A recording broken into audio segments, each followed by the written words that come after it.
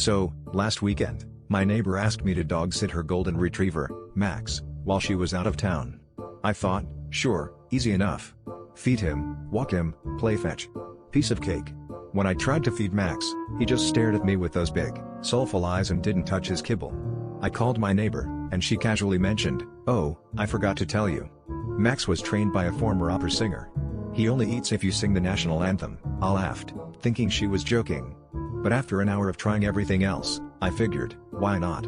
So there I was, standing in the kitchen, belting out "Oh say can you see?" And Max started eating like it was the most normal thing in the world.